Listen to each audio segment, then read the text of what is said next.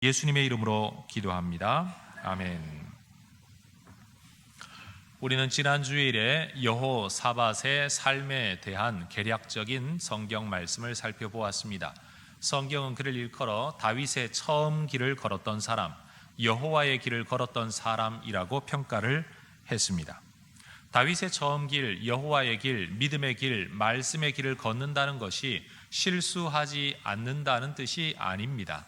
또 잘못하는 일이 없다, 죄를 범치 않는다라는 뜻이 아니라고 말씀을 드렸습니다. 우리가 말씀의 기준에서 얼마나 많이 벗어났든지, 얼마나 자주 벗어났든지, 어디에서 벗어났든지 그 자리에서 다시 말씀을 향해서 삶의 방향을 재정렬하는 그러한 삶의 지향성이 참으로 중요한 신앙의 삶이고, 그것이 바로 믿음의 길을 걷는 것이다. 그런 말씀을 여러분과 함께 나누었습니다. 여러분, 지난 한 주간 동안 여러분의 삶의 지향성이 분명해지셨습니까? 실수할 수도 있고, 넘어질 수도 있고, 잘못할 수도 있습니다. 실패할 수도 있습니다. 어쩌면 마음이 허물어져 내렸을 수도 있습니다. 그러나 그 자리에서 다시 돌이켜 말씀의 자리, 내가 가야 할 믿음의 표대를 향해서 삶의 내비게이션을 경로 재탐색하여 거기에서 다시 그 방향을 향하면 주께서 반드시 우리의 걸음을 인도하셔서 주님께서 기뻐하시는 삶으로 우리와 동행하실 줄로 믿습니다. 그런데 여러분, 그러한 여호사밧의 삶의 길을 살펴보면서 우리는 인생이라는 것, 삶의 차이는 어떤 면에서는 가치관의 차이에서 온다는 사실을 오늘 다시 한번 생각해 보려고 합니다. 믿음의 길을 걸어야 하고, 말씀의 길, 여호와의 길, 다윗의 처음 길, 또 말씀에 순종하는 길을 걷는 것이 아직도 여러분의 마음속에 부담으로 자리 잡고 계십니까? 순종해야 한다 하면 그것이 우리 마음속에 맞아 그래야지 라는 기쁨으로 되는 게 아니라 맞아 그래야지 라는 짐스럽게 우리에게 받아들여지고 있다면 거기에는 분명 생각의 차이가 존재하고 있는 겁니다. 우리가 만약 순종하는 길에서 얻게 될 하나님의 은혜와 복이 얼마나 크고 위대한 것인가를 잘 알고 있다면, 그리고 그것이 내가 지금 지불해야 할 순종에 따른 수고의 대가보다 훨씬 더 크다는 것을 알 수 있다면, 오늘 내 순종의 수고가 작게 여겨진다면 우리는 아마 믿음의 삶이 좀 더 기쁨이 되지 않을까, 이런 생각을 해봅니다. 여러분, 1,000원을 내고 10만 원짜리의 물건을 얻을 수 있다면 여러분, 1,000원을 낼 때 아깝다는 마음이 드시겠습니까? 비록 내 주머니에 돈이 1,000원밖에 없다고 할지라도 그 돈을 아까워하진 않을 겁니다. 왜요? 내가 얻게 될 물건이 너무 비싸고 좋은 것이기 때문에 그렇습니다. 우리 예수 믿는 사람들이 알아야 할 것이 바로 이것입니다. 하나님의 은혜를 열렬히 사모하는 사람일수록 순종이라는 대가를 기쁨으로 지불합니다. 그러나 하나님의 은혜가 얼마나 큰 것인지를 모르고 그것을 사모하지 않는 사람은 순종이 짐과 부담과 고통, 아니면 희생으로만 여겨지게 될 것입니다. 사실 우리는 하나님 앞에 희생하는 일이 하나도 없습니다. 왜요? 우리는 희생하고 있는 게 아니라 사실은 내가 지불하는 모든 대가들이 하나님의 은혜에 비하면 아무것도 아닌 것이라는 사실을 깨닫지 못하는 경우가 많은 것 같습니다. 순종의 수고가 아직도 우리에게 부담으로 여겨지고 있다면 우리의 가치관, 우리의 생각이 좀 바뀔 필요가 있습니다. 여러분, 내가 지불하는 순종보다 하나님이 베풀어 주시는 은혜가 훨씬 큽니다. 자, 따라해 봅시다. 내가 지불하는 수고보다 하나님의 은혜가 비교할 수 없을 만큼 큽니다. 잊지 마십시오. 기억하십시오. 이것을 아는 사람만이 오늘 내가 하고 있는 희생적 수고를 하나님 앞에서 마땅한 거죠. 대수롭지 않은 거죠. 하나님, 주님의 은혜에 비하면 이걸 가지고 고생이라고 말할 수 없죠. 희생이라고 말할 수 없죠. 이런 믿음을 가질 수 있다는 겁니다. 사람은 무엇을 얻기 위해 무엇을 버릴 것인가 하는 것을 자기의 가치를 따라 결정짓습니다. 사람은 누구나 더 높은 가치를 가지고 있는 것을 얻기 위해 더 낮은 가치를 가지고 있는 것을 버리고 포기합니다. 아니면 대가로 지불합니다. 그래서 싼 물건, 다시 말해 질은 좋은데 적은 값을 주고 물건을 하나 사면 마음속에 기쁨이 있는 겁니다. 야, 이렇게 좋은 물건을 이렇게 싸게 사다니. 제 아내 맨날 욕을 하니까 많은 성도님들이 우리 집사람 참 불쌍하다 그러는데, 제가 이해 못하는 여성의 심리가 하나가 있어요. 물건을 사와 놓고는 정말 잘 샀죠. 정말 잘 샀죠. 이미 사놓고 나보고 뭘 어쩌라고. 근데 아내의 마음속에 뭐가 있는지 제가 아는 거예요. 이렇게 좋은 물건을 이렇게 싸게 샀다는 게 너무 기뻐서 저하고 나누고 싶은 건데, 뭐 그게 저한테 기쁨이 되지 않아서 뭐 어쩌라고 이미 사놓고, 이렇게 무뚝뚝한 남편하고 사는 아내가 참 불쌍하긴 합니다만, 여러분 마음속에 내가 추구했던, 얻고자 했던 정말 좋은 가치, 여러분 그것이 저와 여러분에게 발견되어질 수 있기를 주의 이름으로 축원합니다. 찬송가 366장은 이런 노래를 우리에게 가르쳐 줍니다. 어두운 내 눈 밝히셔서 진리를 보게 하소서. 진리의 열쇠를 내게 주셔서 참 빛을 찾게 하소서. 깊으신 하나님의 뜻을 알고자 엎드려 기다리오니 내 눈을 뜨게 하소서 성령이여. 여러분, 우리가 그리스도가 구세주라는 사실을 깨달아 알아야 예수를 믿고자 하는 마음이 생길 것 아닙니까? 하나님이 주시는 은혜가 얼마나 큰 것인지를 깨달아 알아야 오늘 내가 말씀에 순종하는 삶이 기쁨이 되지 않겠습니까? 기도가 얼마나 위대한 하나님 나라의 열쇠인지를 알아야 기도, 어떻게 하면 짧게 할까? 어떻게 하면 대충 할까? 어떻게 하면 안 할까? 이 기도 꼭 해야 돼?가 아니라 기도가 기쁨이 될 수 있지 않겠습니까? 여러분, 순교자들은 기적을 체험하고 남다른 능력을 얻었기 때문에 순교한 것이 아닙니다. 초자연적인 체험을 했기 때문에 그들이 순교한 게 절대 아닙니다. 우리보다도 더 많이 배웠기 때문도 아니고 우리보다도 더 큰 믿음을 가졌기 때문에 순교했다, 이런 해석보다 전 이렇게 말하고 싶습니다.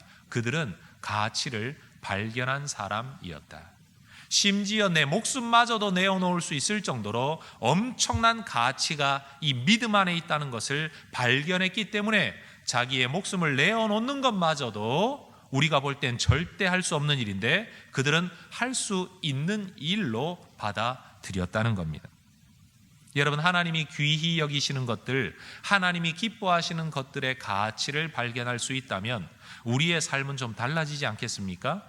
여호와의 길, 다윗의 처음 길, 믿음의 길, 말씀의 길, 순종의 길을 여러분 어려운 부담으로만 생각하지 마시고 오히려 순종이 힘들 때마다 기도하시기 바랍니다. 주님, 내 눈을 열어 보게 하옵소서. 내 마음을 열어 깨닫게 하옵소서. 이 순종의 길, 이 수고와 하나님이 이 순종에 따라 내게 주실 은혜가, 그 차이가 얼마나 큰 것인지를 나로 하여금 알게 하옵소서. 여러분에게 이것이 깨달아지는 은혜와 복이 있기를 주의 이름으로 축원합니다.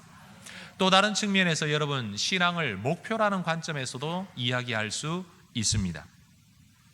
삶에는 목표가 있는 것이 절대적으로 저는 필요하다고 생각합니다. 왜요? 목표가 없어도 살 수는 있습니다. 그러나 이 사람은 되는 대로 삽니다. 목표가 있는 사람은 방향성을 가지고 삽니다. 뭔가를 노력하며 추구하며 살 수 있습니다. 삶에 활력이 있을 수 있습니다. 목표가 분명해야 우선순위가 결정납니다. 우선순위가 분명해야 제한된 시간과 물질과 능력의 자원을 어디에 집중할 것인가를 결정할 수 있습니다. 여러분, 막연한 기대가 꿈을 이루어주지 않습니다. 또 막연한 기다림이 삶의 목표를 이루어주지도 못합니다. 분명한 꿈, 분명한 목표, 분명한 우선순위, 여러분 이러한 것들이 우리 삶에 좀 필요하다는 겁니다. 저는 업적 지상주의나 이일 중심적인 삶을 말하는 것이 아닙니다. 방향성이 분명한 삶이 되어야 된다는 겁니다. 이것도 좋고 저것도 좋고 저것도 좋고, 여러분 모든 직업을 다 좋다라고 말하는 사람은 절대 자기가 기뻐하는 직업을 가질 수 없습니다. 왜요? 이것도 괜찮은데 저것도 해볼 만하고, 저것도 괜찮은데 다른 것도 한번 해볼까, 늘 생각하다가 보면 옛날 어른들 이런 말씀하셨습니다. 재주가 많은 사람이 빌어먹는다. 왜냐하면 다 잘할 수 있으니까 이것도 찝쩍 저것도 찝쩍거리다가 정작 한 가지 일에 자기의 삶을 집중하지 못해서 결국에는 이것도 저것도 안 되는 사람 많다는 겁니다. 여러분 그런 분들 많지 않아요? 여러분 주변에 정말 똑똑해서 정말 좋은 학교 나오고 정말 잘난 사람인데 살아가는 모습을 보면 뭐 하나 끝까지 하는 게 없고 매번 이것저것 저것저것 떠돌아다니다가 나중에는 참 불쌍한 삶을 사는 사람들 우리 주변에 있습니다. 능력이 중요한 게 아닙니다. 마음의 방향이 참 중요한 것 같습니다. 잘생긴 게 중요한 게 아니지 않습니까? 한 사람을 향한 내 마음의 열정이 중요한 것 아니겠습니까? 그래서 저는 성도 여러분에게 감히 이런 질문을 한번 드려보고 싶습니다. 여러분은 믿음의 가치를 발견하셨습니까? 예수님의 가치를 발견하셨습니까? 아니면 은혜의 가치를 발견하셨습니까? 그래서 내가 정말로 일생 동안 내가 추구해야 할 아니면 내가 받아 누리기 원하는 분명한 어떤 목표, 이루기 원하는 목표일 뿐만 아니라 하나님께로부터 받아 누리기 원하는 어떤 은혜의 목표가 여러분 안에 있으십니까? 만약 그것이 여러분 안에 분명하면 분명할수록 그 은혜를 받기 위한 어떤 대가를 오늘 분명하게 지불하는 삶을 살아갈 것이고, 그 목표, 은혜의 목표가 불분명하다면 오늘 내가 뭘 해야 되는지 아무런 동기부여도 아무런 생각도 없이 오늘을 그저 살아갈 수 있을 겁니다. 공부하는 학생들도 목표가 분명해야 오늘의 수고를 기쁨으로 적극적으로 지불할 수 있는 겁니다. 공부해야 될 목표가 없고 이유를 발견하지 못한 학생에게 공부해라 공부해라라는 말은 잔소리일 뿐입니다. 하나님의 은혜, 마치 밭에 감추인 보화와 같은 천국, 그리고 또 그 천국 안에 감추어져 있는 하나님의 은혜와 은사의 부요함을 발견한 사람은 목사가 굳이 이래라 저래라 하지 않아도 말씀대로 살아야 됩니다, 말씀에 순종해야 됩니다, 하나님 나라에 헌신하는 삶을 살아야 됩니다라고 굳이 말하지 않아도 그것을 얻기 위하여 자기 스스로 아마 스스로 동기부여되어져서 열정적인 삶을 살아가게 될 것이라고 저는 확신합니다. 대부분의 선생님들은 공부하기 싫어하는 아이들, 공부해야 하는 줄은 알지만 공부하기 싫어하는 아이들을 공부시키기 위해서 늘 골머리를 앓습니다. 이게 선생님들의 수고죠. 목사의 수고는 뭡니까? 은혜가 좋은 줄 알고 구원이 좋은 줄 알고 복이 좋은 줄은 아는데 그 복을 위하여 수고하지 않으려는 성도들을 앞에 앉혀놓고 정말 복을 받으려면, 정말 은혜를 누리려면 이 길을 걸어야 된다는 사실을 끊임없이 설득하고 깨우치려고 오늘도 목사는 핏대를 세우는 겁니다. 불쌍하지 않습니까? 여러분을 위해서 말입니다. 여러분은 하나님이 주시는 복이 어떤 것이라고 생각을 합니까? 그 하나님의 복이 얼마나 크고 놀라운 것인가를 알 수만 있다면 오늘 우리의 신앙생활은 조금 달라질 수 있을 거라고 저는 생각합니다. 왜 가지 않느냐라고 책망하기보다도 우리가 이 길을 걸었을 때 얻게 되는 것, 이것 보는 게 참 중요하다는 것입니다. 제가 교회를 목양하면서 이런 생각을 할 때가 많습니다. 교회가 좀 바뀌어야 됩니다. 달라져야 됩니다. 새로워져야 됩니다. 여러분, 이 이야기를 아무리 해도 성도들은 이렇게 반응을 하시더라고요. 아, 이만하면 됐지 뭘. 아니 뭐 우리 지금까지 잘해왔는데 뭘 어떻게 하라고. 이런 반응 말입니다. 저는 그것이 정말 싫었습니다. 왜냐하면 이게 뭐 좋다고. 제가 볼 때는 꼭 콧구멍 단칸방만한 데 살면서 여기 좋다고 그러고 있는 것 같아요. 그게 감사의 만족에서 나오는 거라면 얼마나 좋겠습니까? 근데 감사는 없으면서도 억지로 살고 있으면서도 여러분 이게 다인 줄 아는 거예요. 제가 왜 성도님들과 함께 미국 교회 탐방 아니면 한국 교회 안에 있는 여러 교회들을 탐방하기를 원하느냐? 이유가 있죠. 봐야 되겠다는 거죠. 좋은 걸 봤을 때 진짜 하나님을 섬기는 게 어떤 것인지, 사역이 제대로 되는 게 어떤 것인지, 얼마나 지역사회에 기여하고 있는지를, 얼마나 지역사회에 영향력을 끼치고 있는지를 교회들을 통해서 직접 모델을 발견할 때, 왜 목사님이 바뀌어야 된다고 말했는지, 왜 우리가 더 나아져야 된다고 말했는지를 이해하게 되더라는 겁니다. 저는 해성교회를 수십 년 동안 개근한 성도들 별로 좋아하지 않습니다. 왜냐하면 이것밖에 모르니까요. 이게 다인 줄 알아요. 더 이상의 것, 더 나은 것이 있는데 그걸 몰라요. 더 멋지게 하나님을 섬기는 사람들이 많이 있는데도 불구하고 이 교실 안에서 도토리 키재기하면서 나는 좀 나은 사람이지, 나는 좀 믿음이 있는 사람이지 이러고 앉아 있는 것을 볼 때마다 여러분 어느 면에서 안타깝다는 겁니다. 여러분, 우리 교회에서 꼭 주일 성수하지 않아도 괜찮습니다. 1년에 한두 번이라도 특별히 중직자가 되시거들랑 저 담임 목사에게 허락을 받고 여러분 다른 교회에 가서 다른 교회는 어떻게 새 가족들을 맞이하는지, 다른 교회는 어떻게 예배를 드리고 있는지, 다른 교회는 어떻게 사역을 하고 있는지, 다른 교회 장로님들과 다른 교회 집사님들과 권사님들은 어떤 모습으로 하나님의 교회를 섬기고 있는지, 이 교회는 어떤 사람들이 나와서 어떻게 섬기고 있는지 여러분 좀 보고 배워오는 학습의 기회를 얻으시기를 주의 이름으로 간곡히 부탁드립니다. 아무도 아멘을 안 하시네. 정말 좋은 게 있다는 것을 맛보는 것 외에는 다른 방법이 없어요. 목사님, 이 집이 정말 맛있습니다. 아니면 목사님, 장로님, 이 집이 정말 멋지게 잘하는 식당입니다. 그러면 바깥에 나가서 밥 먹어보지 않은 분은 그 집 가서 만족할 수 있어요. 근데 정말 좋은 데를 많이 다녀본 사람은 먹는 순간 이렇게 말합니다. 이건 저기 어디 있는 명태집이, 저기 있는 동태찌개집이 훨씬 더 잘하는데, 저쪽에 있는 된장찌개집이 훨씬 더 맛있는데. 여러분, 더 좋은 것에 대한 경험이 여러분 안에 쌓여갈 수 있으면 좋겠습니다. 우리 여자 성도님들은 회개해야 될 게 하나 있어요. 뭘 회개해야 되냐? 여러분이 음식을 만드는 일에 열심을 내고 더 맛있는 음식을 만들지 못하면 여러분의 딸들은 여러분 안에서 먹은 음식이 전부인 줄 알고 미래의 여러분의 사위들과 여러분의 손자 손녀들에게 고수준의 음식만 만들어주게 될 겁니다.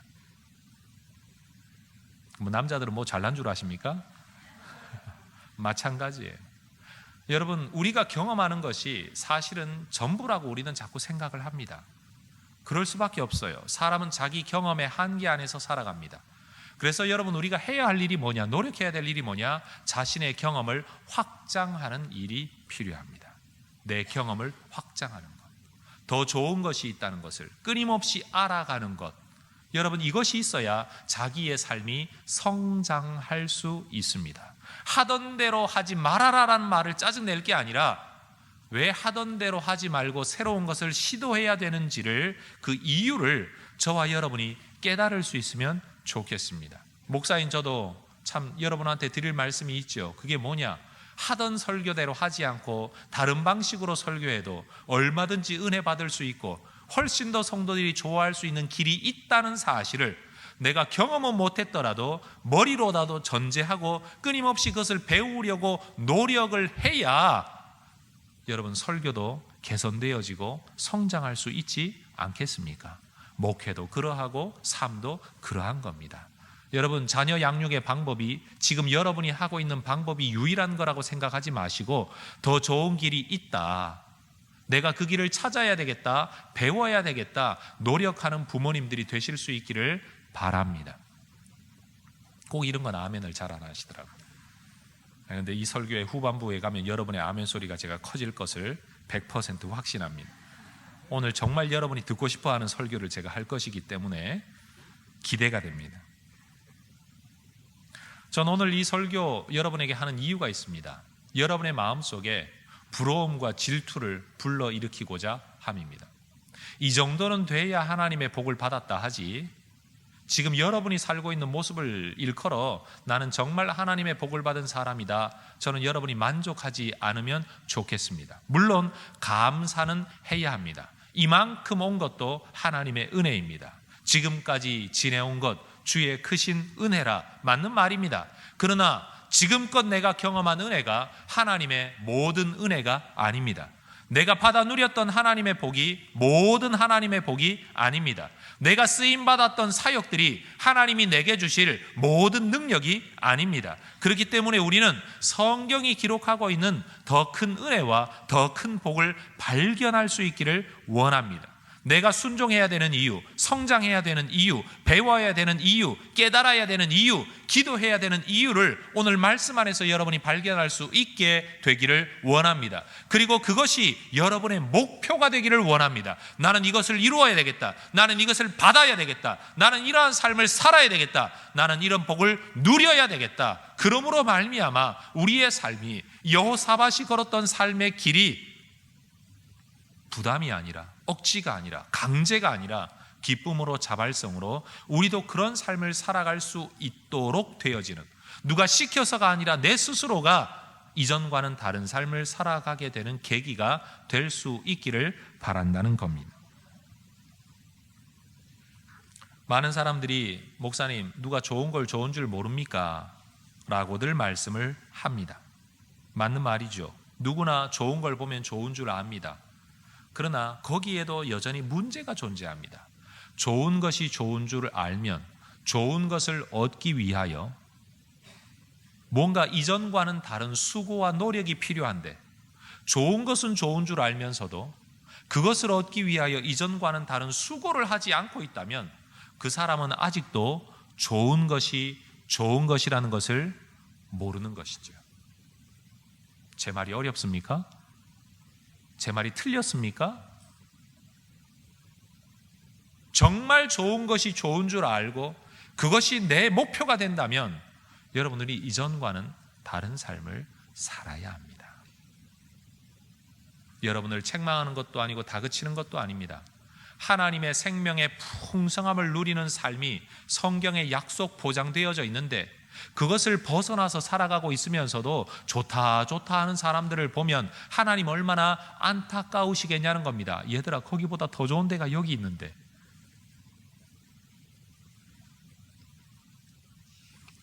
오늘 저는 여호사밧이 받아 누렸던 하나님의 복을 4가지로 여러분에게 설명하고자 합니다. 자, 따라합시다. 이 정도가 아니면 복도 아니다. 다시 한번 합니다. 이 정도가 아니면 누리는 것도 아니다. 여러분 기억하십시오. 이 정도가 아니면 복도 아닙니다. 그래서 설교 제목도 이렇게 정했지 않습니까? 이것이 복이다. 이 정도는 돼야 복입니다. 여러분이 우리가 살아가고 있는 삶의 모습을 감사는 하되 만족은 하지 마십시오. 꿈을 꾸시며 하나님, 나도 이런 은혜를 받아 누리기 원합니다. 이런 은혜를, 이런 복을 나도 받아 누리기 원합니다. 이 정도는 살아야 하나님의 은혜, 여호사밧이 성경에 기록된 것처럼 나도 하나님의 성경에 기록될 정도의 삶이 되지 않겠습니까? 그리고 눈물 흘려 이전과는 다른 기도, 간절한 기도, 열정의 기도, 침 튀기는 기도, 부르짖는 기도를 할 수 있지 않겠냐는 겁니다.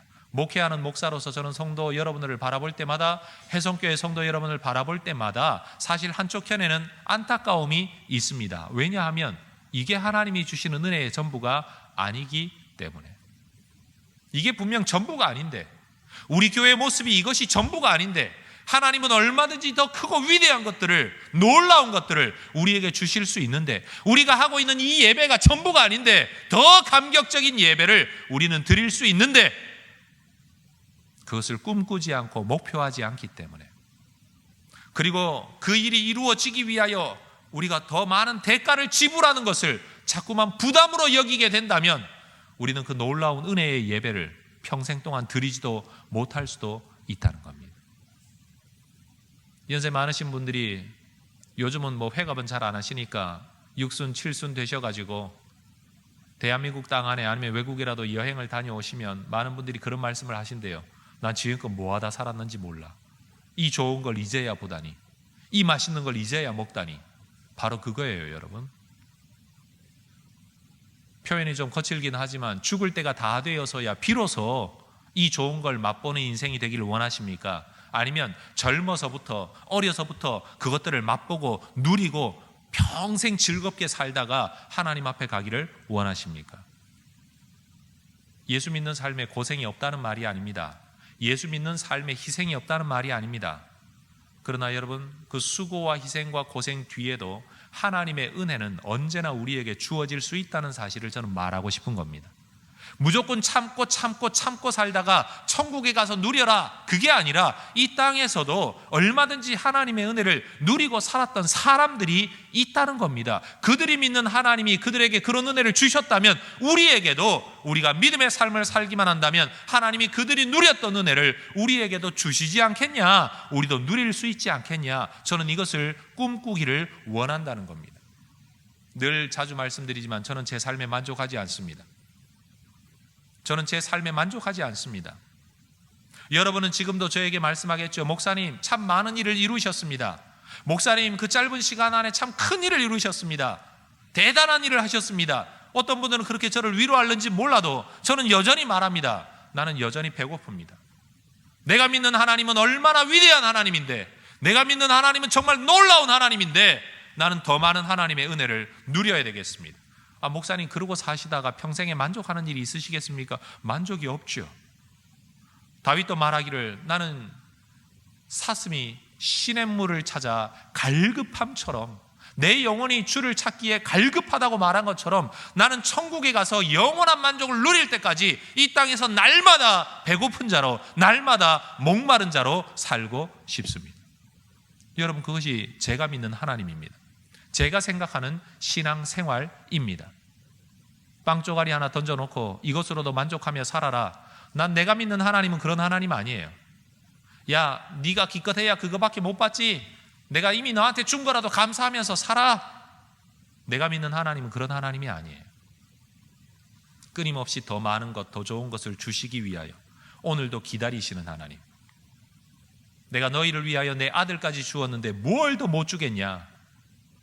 늘 우리에게 주시기 위하여 기다리는 하나님. 제가 믿는 하나님은 그래요. 그래서 저는 해성교회 성도들의 마음속에도 바로 그러한 하나님에 대한 기대가 마음속에 불타오르면 좋겠어요. 그 열정 때문에 멈추지 못하는, 그 열정 때문에 누가 뭐라고 하든 하지 않든 자기 스스로가 그 하나님의 은혜와 복을 누리기 위하여 자기 스스로가 동기부여 되어져서, 자기 스스로가 열정 때문에, 자기 스스로가 가치 때문에, 자기 스스로가 목표 때문에 믿음의 길을 걸어가게 되는, 여호사밧의 길, 다윗의 처음 길, 여호와의 길을 걸어가게 되는, 여러분, 저는 그런 교회가 되기를 소망합니다. 옆에 분한테 한번 인사해 봅시다. 자, 이제부터 듣게 되는 이야기가 진짜 복입니다.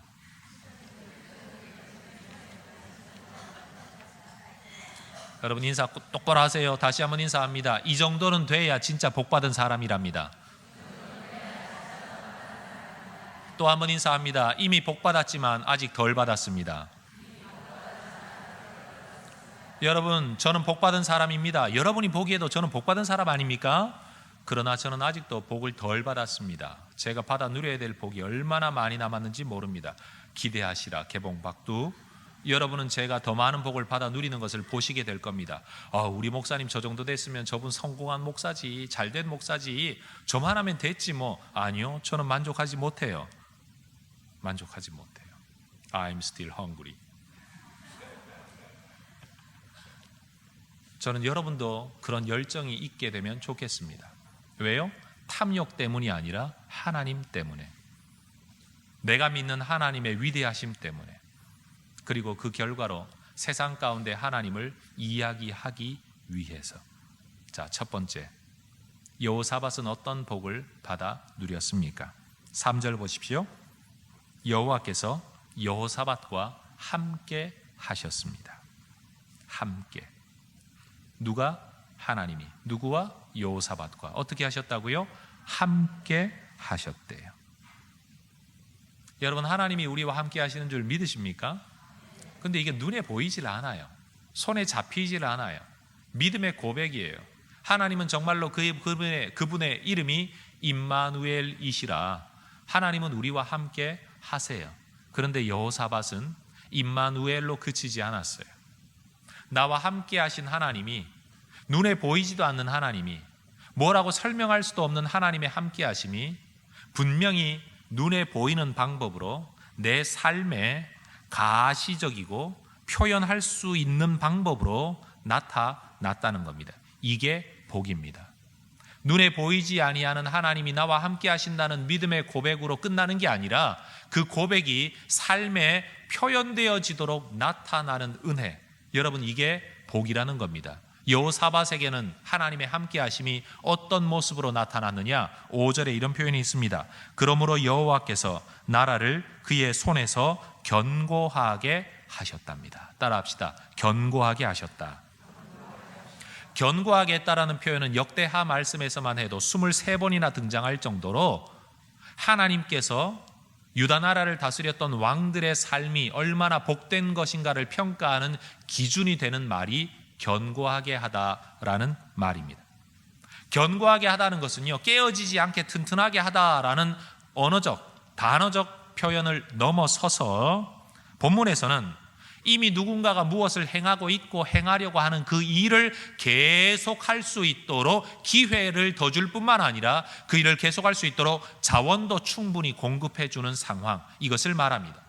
어떤 회사의 직원이 일을 참 똑똑하게 잘합니다. 믿을만합니다. 신실합니다. 키울만합니다. 그러면 그 회사의 경영자는 그 직원에게 더 많은 권한을 위임하고 더 많은 일을 할 수 있도록 지위도 올려주고 자원도 공급하고 월급도 주고 사람도 붙여줄 것입니다. 이것이 견고하게 하다라는 것입니다. 하나님이 여호사밧을 왕으로 세우셨는데 마음에 들지 않아서 그를 내려버린 게 아니라 그가 왕으로 계속 살아갈 수 있도록 시간의 기회를 주시는 겁니다. 능력을 제공해 주시는 겁니다. 네가 정말로 여호와의 길을 걷는구나. 네가 정말 내 길을 걸으려고 하는구나. 그렇다면 내가 너를 통해 일하겠다. 이것이 하나님께서 그의 삶을 견고하게 하신 겁니다. 여러분, 하나님께서 여러분의 삶을 견고하게 하고 계십니까? 하나님이 나와 함께하고 계신다는 것을 믿음으로 고백하는 것이 아니라 하나님이 정말 내 손으로 하는 일을 견고하게 하고 계시냐는 거예요. 내가 이 일을 할 수 있는 리더십을 발휘하게, 내가 이 일을 할 수 있도록 모든 환경을 만들어 주시고 자원을 공급해 주시고 그 일을 할 수 있는 열정을 주시고 아이디어를 공급해 주시는 모든 일들, 그리고 내가 하는 그 일을 하나님이 도우시는 일들이 여러분의 삶에 나타나기를 주의 이름으로 축원합니다. 여러분, 축복하려면 이 정도 내용을 가지고 축복을 해야 되고, 복을 받았다라고 말하려면 이 정도의 삶은 살아야 복받은 삶이라고 말할 수 있는 겁니다. 하나님께서 여러분의 꿈을 견고하게 하시기를 축복합니다. 그 꿈을 향한 여러분의 일을 하나님이 견고하게 하시기를 축복합니다. 우리의 영성과 우리의 인격에는 하나님이 함께 하신다라는 것으로 말씀하신다면 그 함께 하심이 우리의 삶에서는, 우리의 이 세상의 삶의 현장에서는 견고케 하심으로 나타나기를 원하는 겁니다. 여러분, 함께 하시는 하나님으로 인하여 여러분의 삶이, 여러분의 일이, 여러분의 꿈이 견고하게 되기를 축복합니다. 이게 복입니다. 두 번째, 여호사밧이 받았던 또 다른 복이 있습니다. 12절을 보십시오. 여호사밧이 점점 강대하여 유다의 견고한 요새와 국고성을 건축했답니다. 따라합시다. 점점 강대하여. 복받은 사람과 복받지 못한 사람의 가장 큰 차이가 뭡니까? 복받지 못한 사람은요, 오래가지 않습니다. 점점 강대해지는 게 아니라 점점 쇠약해져 갑니다. 하나님이 주시는 복을 받아 하나님 안에 서 있는 사람은 점점 강대하여 갑니다. 여러분, 이것이 하나님이 주시는 복이에요. 세상에서 어떤 수를 써서 어느 자리에 갑자기 올라갈 수는 있습니다. 그러나 하나님이 주시지 않은 복은요, 그 자리에서 계속 올라가는 게 아니라 떨어지게 되어 있습니다. 떨어지게 되어 있습니다. 다윗도 하나님이 주시는 은혜의 복을 누리면서 승승장구했습니다. 그러나 그가 믿음의 길을 벗어나고 거룩한 길을 벗어나고 성결의 길을 벗어나고 말씀의 길을 벗어날 때 그 길이 꺾이기 시작했습니다. 내리막길로 내려닫기 시작했다는 겁니다. 그러나 여전히 하나님은 다윗의 나라를 사랑하셔서 그 나라는 꺾이지 않도록 그 아들 솔로몬을 세우셔서 승승장구하게 했습니다. 그러나 여러분, 다윗은 나라 자체는 말씀 안에 세워지도록 수고하다가 개인적인 범죄로 말미암아 개인의 삶은 꺾였지만 나라는 계속 말씀 안에 승승장구했습니다. 그러나 솔로몬 때에는 자기 스스로도 말씀의 길을 벗어났을 뿐만 아니라 이스라엘 백성들도 우상을 섬기기 시작하자, 말씀의 길을 벗어나기 시작하자 나라의 국운조차도 두 조각이 나면서 꺾이기 시작했습니다. 여러분, 말씀 안에서 점점 강대해지는 삶이 되시기를 주의 이름으로 축원합니다.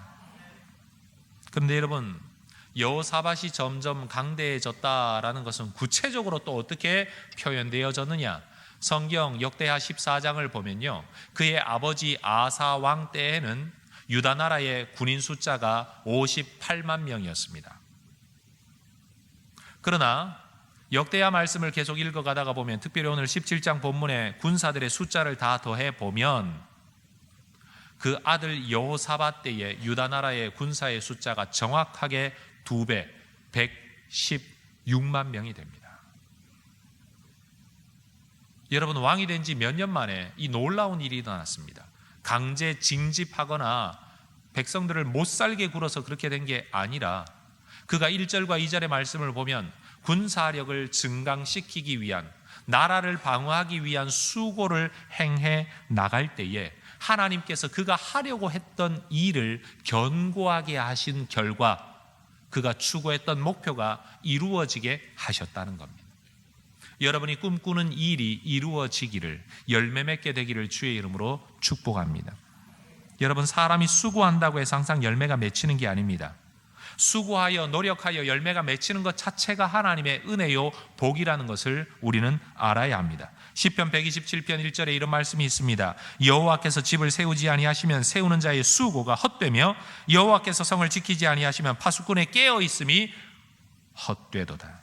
수고하고 깨어 있어도 하나님이 돕지 아니하시면 헛것이 되고 만다는 겁니다. 이러한 인생을 솔로몬은 자기의 삶의 과정 속에서 많이 목격을 했습니다. 그래서 인생이 허망하다는 것을 그는 전도서에서 2장 20절에서 이렇게 이야기합니다. 이러므로 내가 해 아래에서 한 모든 수고에 대하여 내가 내 마음에 실망하였도다. 어떤 사람은 그 지혜와 지식과 재주를 다하여 수고하였어도 그가 얻은 것을 수고하지 아니한 자에게 그의 몫으로 넘겨주리니 이것도 헛된 것이며 큰 악이로다. 사람이 해 아래에서 행하는 모든 수고와 마음에 애쓰는 것이 무슨 소득이 있으랴. 일평생에 근심하며 수고하는 것이 슬픔뿐이라. 그의 마음이 밤에도 쉬지 못하나니 이것도 헛되도다. 여러분, 인생 안에 이런 일이 있다는 겁니다. 어떤 사람은 밤이 맞도록 수고하고 죽도록 고생하여 얻었는데도 얻지 못할 뿐만 아니라 어떤 사람은 얻은 것마저도 남의 것이 되고 마는 이러한 삶의 모습이 인생 가운데는 있더라는 거예요.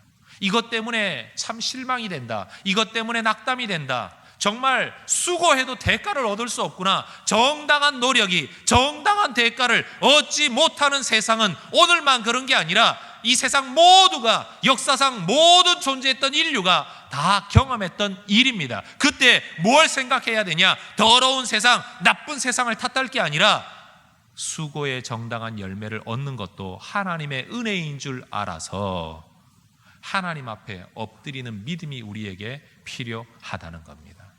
여러분, 믿지 않는 사람들만 그러면 얼마나 좋겠습니까만, 그것도 참 안타까운 일이긴 하지만 심지어는 믿는 사람들조차도 수고의 대가를 얻지 못할 때가 있습니다. 기억해야 됩니다. 여호와께서 성을 지키지 아니하시면, 여호와께서 집을 세우지 아니하시면 수고하고 애쓰는 모든 것들이 열매 맺을 수 없다는 겁니다. 그래서 다윗은 그의 일생에 시편 128편에서 이렇게 노래했습니다. 같이 읽어봅니다. 여호와를 경외하며 그의 길을 걷는 자마다 복이 있도다. 내가 네 손이 수고한 대로 먹을 것이라. 네가 복되고 형통하리라. 따라합시다. 네가 네 손이 수고한 대로 먹을 것이라. 여러분, 네가 네 손으로 수고한 대로 먹는 것을 두고 성경이 이렇게 말합니다. 이게 복 있는 삶이다. 이게 복된 삶, 형통한 삶이다. 이게 다윗의 깨달음이었어요. 그의 아들 솔로몬은 아버지에부터 이것을 배웠어야 되는데 못 배웠어요. 수고한 대로 얻는 것이 하나님의 복이라는 사실을 아버지가 깨달은 것을 아들도 깨달았어야 되는데, 그는 이것이 복이라는 사실을 못 깨닫고 그냥 세상을 가만 들여다보고 열심히 생각해 보니 수고한다고 다 되는 게 아니고, 노력한다고 다 되는 게 아니고, 안 될 놈은 안 돼. 신보라 맨날 나와서 노래 부르는 것처럼 안 될 놈은 안 된다라고, 그게 세상이라고 사람은 이야기하고 있지만, 그때 뭘 기억해야 되냐? 수고한 대로 얻는 것, 그거 하나님의 복이라는 겁니다. 여러분, 군사력을 증강시키지 않고 싶은 왕이 누가 있겠습니까? 약한 나라를 꿈꾸는 왕이 누가 있겠습니까? 왕이라면 누구나 강대한 나라, 강성대국을 꿈꿀 겁니다. 이건 대한민국도 마찬가지고 미국도 일본도 중국도 다 마찬가지입니다. 우리 입장에서 일본을 이야기하고 우리 입장에서 미국을 이야기하고 우리 입장에서 중국을 이야기하지만 그 나라 입장에서 보면 그 나라가 세계의 주도권을 잡고 가장 잘 살고 자기들의 영향력으로 자기에게 유익되도록 이 세상이 돌아가게 만드는 것, 그게 그 나라의 꿈이듯이 우리도 그런 꿈이 있지 않습니까? 그런데 그때 기억해야 될 것, 누구나 그것을 추구하지만 모두가 그것을 얻게 되지는 않는다는 것. 그 일이 이루어지도록 하는 분이 누구이십니까? 하나님이십니다. 하나님이십니다. 대한민국 사람이 위대하고 훌륭해서 세계 10대 경제대국 안에 드는 나라로 일어선 것 아닙니다. 저는 믿습니다. 압니다. 하나님이 우리가 하나님 앞에 부르짖어 기도하며 세계의 제사장 나라가 되고 복음 전도하는 나라가 되기를 눈물 뿌려 기도했던 우리의 어르신들과 부모님들의 기도에 응답하셔서 그렇게 너희가 복음을 전하는 나라가 되려면 국가 경제력과 국가의 위상과 많은 인적 자원, 훌륭한 자원들, 믿음의 자원들이 물질적 자원과 함께 들어가야 복음이 전해질 수 있기 때문에 하나님께서 이 나라를 일으켜 세우신 것이라고 저는 믿습니다. 만약 이 다음 단계에 중국이라는 나라가 반드시 전 세계에 엄청난 영향력을, 어쩌면 미국보다도 더 큰 영향력을 발휘하는 나라가 될 거라고 저는 생각을 합니다. 이유가 있습니다. 왜냐하면 중국이라는 땅덩어리가 접경하고 있는 모든 무슬림 지역에 문화적으로 좀 더 가깝게 복음을 전할 수 있는 민족이기 때문에 그렇습니다. 세계 경제의 흐름과 세계 역사의 흐름은 철저하게 하나님의 선교 역사와 결부되어져 있다는 사실을 여러분 잊지 마십시오. 영국이 전 세계에서 가장 많은 선교를 하던 나라였을 때 영국은 해가 지지 않는 나라였습니다. 그러나 지금은 선교를 받아야 할 나라가 되어 있습니다. 선교하는 나라가 되기를 꿈꾸면 하나님은 반드시 나라와 그 개인과 그 집안과 그 교회를 일으켜 세우십니다. 왜요? 하나님의 그 일을 하게 하시기 위해서. 여러분이 수고하는 일에 열매가 없다, 노력하는데도 열매가 없다, 이유가 있습니다. 하나님의 목적이 없기 때문입니다. 그래서 저는 이 시간 여러분과 이 두 번째 복을 나누기를 원합니다. 수고한 대로 먹는 은혜, 그것은 하나님의 복인데 그 복 아무나 누리는 게 아니라는 겁니다. 그런데 여러분, 여호사밧은 또 거기에 멈춘 게 아니에요. 그 정도 멈췄으면 제가 복이라고 설교도 안 하죠. 수고한 대로 먹는 정도라면 여러분, 그걸 하나님의 복이라고 누가 말할 수 있겠습니까? 10절 말씀 보십시오. 여호와께서 유다 사방의 모든 나라에 두려움을 주사 여호사밧과 싸우지 못하게 하셨답니다. 여호사밧은 군사력을 증대시키는 것이 나라의 안녕을 도모하는 일이라고 생각을 하고 그 일에 집중했습니다. 하나님 은혜를 베푸셔서 그 일이 이루어지게 하셨습니다. 수고의 열매가 맺혀지게 하셨다는 겁니다. 그러나 하나님은 거기에 멈추지 않으셨습니다. 믿음의 길을 걷는 여호사밧에게 그가 꿈꾸는 대로만 되어지게 하는 것이 아니라 그가 꿈꾼 이상의 것을 허락하셨는데, 그는 나라의 군사의 숫자만 늘리면 될 거라고 생각했는데 나라의 군사의 숫자를 늘리는 것을 넘어서서 이방 나라들이 이 나라를 넘보지 못하도록 남의 나라 지도자들의 마음속에 두려움을 주신 분, 그분이 하나님이십니다. 여러분, 하나님의 복은 우리의 생각을 넘어섭니다. 우리의 기대를 넘어섭니다. 여러분, 삶의 목표를 추구하며 살다가 목표가 이루어진 것이 우리의 기쁨이 되기는 하겠지만 하나님은 그 정도로만 역사하시는 분이 아니라 그 이상을 이루시는 분이십니다. 하나님의 위대하심에 초점을 맞추십시오. 그래야 우리가 꿈을 꿀 수 있습니다. 그래야 우리가 놀랍도록 날마다 하나님을 찬양할 수 있는 삶이 가능해지는 겁니다. 여러분의 수고의 열매가 맺히기를 주의 이름으로 축원합니다. 여러분의 수고에 합당한 열매만 맺는 것이 아니라 그 이상의 열매가 또한 맺혀지기를 축복합니다. 여러분, 이 정도는 돼야 복받았다고 하지 않겠습니까? 세상은 말합니다. 일석이조, 일석삼조, 일석사조.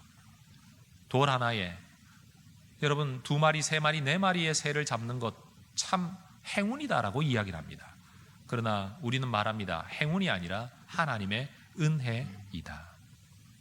우리는 제한된 자원을 가지고 일하고 있지만, 우리가 수고한다고 해서 다른 사람보다 꼭 더 낫다고 말할 수는 없지만, 믿음의 길을 걷는 자에게 하나님은 여호사밧의 은혜를 베푸십니다.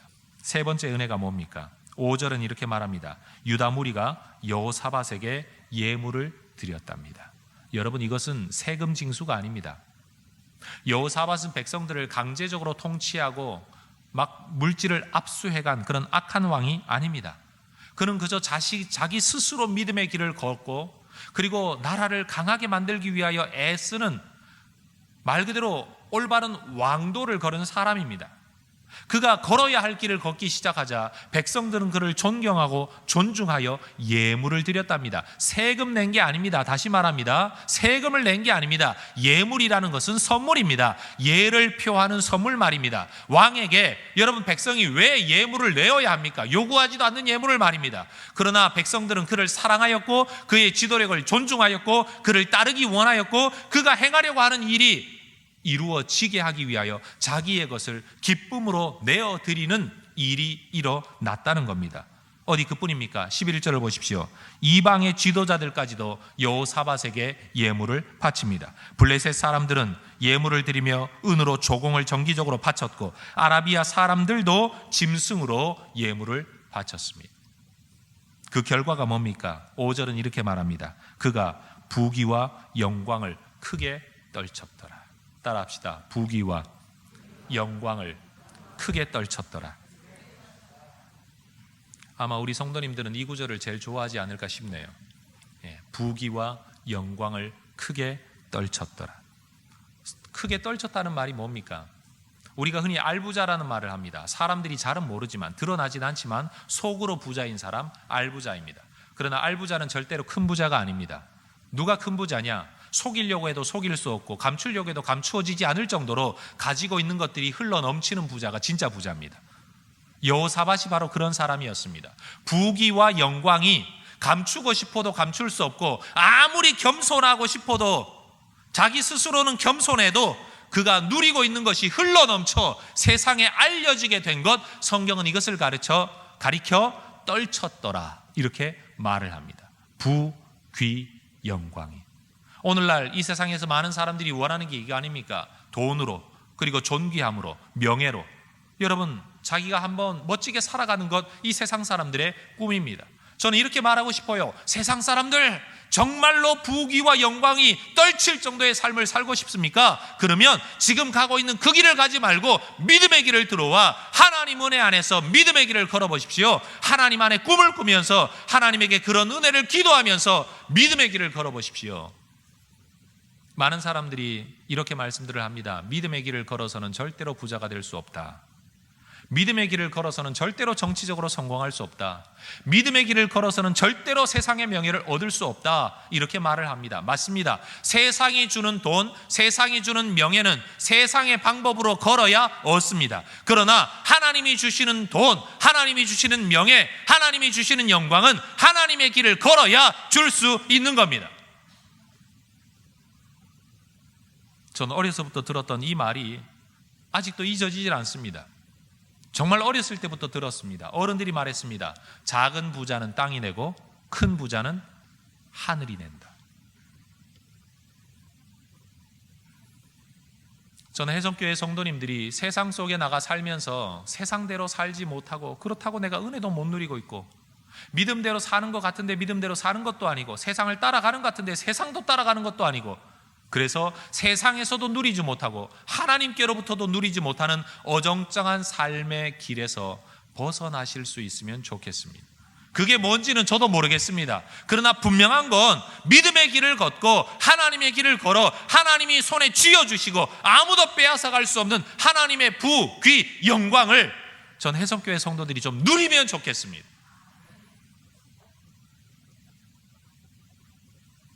조폭들한테 인정받으려면 조폭 방법으로 살아야 됩니다. 맞죠? 교수님들에게 인정받으려면 공부하는 일에 열심을 내어야 됩니다. 맞죠? 누구나 인정받는 자리가 있습니다. 인정받는 길이 따로 있습니다. 하나님께도 인정받는 길이 따로 있습니다. 세상처럼 살면서 하나님께 복받기를 구하는 거, 이거 말 그대로 우물에 가서 숭늉 구하는 것 아닙니까? 하나님이 주시는 복을 받아 누리려면 하나님이 원하는 길을 걷고 하나님이 원하는 방법대로 살아야 될 것 아닙니까? 여러분, 이것이 복입니다. 하나님이 주시는 이것을 받아 누리는 것, 이게 하나님의 복입니다. 세상의 복을 구할 것이 아니라 하나님의 복을 구하시기를 정말 간절히 주의 이름으로 축원합니다. 네 번째 복이 있습니다. 사람의 복입니다. 우리가 얼마나 사람들 때문에 고생합니까? 인생 사는 갈등은 다 사람 때문에 일어납니다. 돈이나 일 때문에 어렵다고 하지만 사람 때문에 일어나는 어려움만한 어려움은 없습니다. 여러분, 그리고 작은 조직이라도 하나 움직여 본 사람은 마음 맞추어서, 근데 또 마음은 같은데 능력도 있어야 돼요. 유능해야 돼요. 일을 할 줄 알아야 돼요. 근데 일을 하는데 잘난 놈이 자기 잘났다고 자기 일을 하는 게 아니라 내 일을 도와주고 나랑 같이 일을 해야죠. 여러분, 그러니까 열심으로 일을 하는데 유능하고 유능한데 나와 함께 나를 돕는 일을 하는 사람 얻는 거 정말 어려운 겁니다. 이 세상에 어느 누구가 남을 돕는 일을 하려고 자기 인생을 사는 사람이 있겠습니까? 다 자기 인생 챙기지. 그런데 여호사밧에게는 그런 사람들이 있었다는 겁니다. 열심으로 왕을 돕고자 하는 사람, 왕을 세우려고 하는 사람. 19절은 말하죠. 왕을 모시는 자. 18절은 말하죠. 그들은 전쟁을 위하여, 싸움을 위하여 자기 스스로를 준비한 사람, 이 일을 하겠다고 마음을 함께 모아준 사람이에요. 어디 그뿐입니까? 그들은 큰 용사였어요. 다시 말하면 유능한 사람이었다는 겁니다. 저는 우리 혜성 성도님들에게 이러한 사람의 복이 있게 되기를 주의 이름으로 축복합니다. 오늘 제 설교에 말끝마다 축복이 나오네요. 그런데도 여러분은 굉장히 마음이 부담스러우신 것 같아요. 표정이 지금. 왜냐하면 전제가 하나 있으니까. 여호와의 길, 다윗의 처음 길. 그러나 여러분, 이 길을 걸으면 이 복을 얻습니다. 이 길을 걷는 자, 이 복을 누리게 될 것입니다. 전 하나님 앞에 이 복을 받기 원합니다. 저도 목사이지만 저도 복 받고 싶어요. 부, 귀, 영광이 떨쳐질 정도의 복을 받기 원하고, 저와 함께하는 동역자들과 평신도 사역자들 모두가 이렇게 마음이 함께 하나로 모아지고 유능하고 또 나와 함께 일하는 일에 여러분, 그런 유능한 하나님의 사람들이 많이 저에게 붙어 오기를 저는 하나님 앞에 기도합니다. 그러려면 어떻게 해야 되죠? 내가 여호와의 길을 걸어야 되는 거죠. 말씀을 맺습니다. 하나님이 함께 하시는 복, 내가 하는 일이 더욱 견고해지는 복, 수고의 열매가 맺히는 복, 내가 수고한 그 열매를 넘어서는 넘치는 열매의 복, 부, 귀, 영광이 흘러 넘치는 복, 사람들이 모여드는 복. 여러분, 이 정도는 돼야 복 받았다 하지 않겠습니까? 여러분, 세상 사람들이 말하는 복에 휘둘려 다니면서 아우 나도 그랬으면 좋겠다 하지 마시고 성경 안에서 기도의 제목을 찾으십시오. 소망의 제목을 찾으십시오. 그리고 그 문제를 붙잡고 그 일이, 그 삶이 내게 이루어지도록 어떻게 하면 이 복을 나도 받을 수 있는지 여러분 고민하십시오. 연구하십시오. 생각하십시오. 흉내내십시오. 본받으십시오. 따라가십시오. 하나님께서 반드시 이런 복을 여러분과 저에게 허락하실 줄로 믿습니다. 이 시간 한번 기도합시다. 성도 여러분, 저는 여러분이 정말로 복 받기를 원합니다. 여러분이 받은 복이 흘러 넘쳐서 여러분 스스로도 난 정말 복 받은 사람이야, 난 너무 감사해, 그래서 나는 예배할 때 너무 좋아, 감사절 절기가 이렇게 돌아오면 뭐 또 헌금하라고, 이게 아니라 맞아, 감사해야지 이런 기회가 있는 게 너무 얼마나 좋아.